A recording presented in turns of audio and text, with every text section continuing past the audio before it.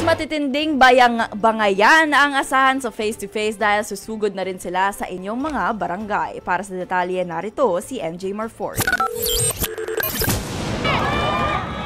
May mga nagpang-abot. Meron ding nakijamming sa saya. Roller coaster of emotions talaga ang hatid ng Barangayan on Air na face-to-face. Itong face-to-face talaga, gustong-gusto ng mga tao. Talagang kahit ano sabihin, marami talagang marites. Kasi dami kayo ng mga tao. Tapos ano sila, pag nakita nila nag-aaway-aaway, talagang tinginan din sila. So na-realize ko, abot na abot talaga ng face-to-face yung masa. Hindi dapat palampasin ang mga susunod na episode dahil ma-experience na rin ang face-to-face in a barangay near you. Una na ngang binisita ang mga sausawero at sausawera ng Batasan Hills sa Quezon City. Ano pakiramdam niya, nasa barangay na po tayo? Ang saya-saya!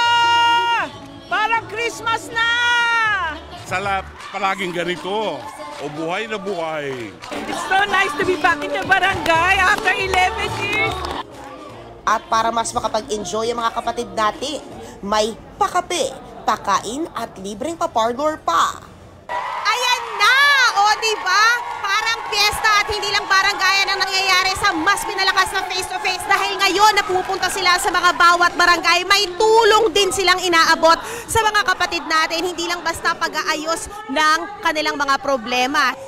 Abangan ng dobling saya na handog ng face-to-face tuwing Lunes hanggang Biyernes, 11 a.m. bago ang EAT at ang best of episodes tuwing 4:30 p.m. bago ang Spin Go sa TV5.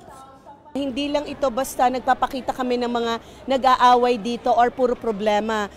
Nakita na kasi ng mga kababayan natin na nanonood at sumusubaybay talaga ng face-to-face na lahat ng mga bagay ay may solusyon, nasa pag-uusap lang yan ng tama.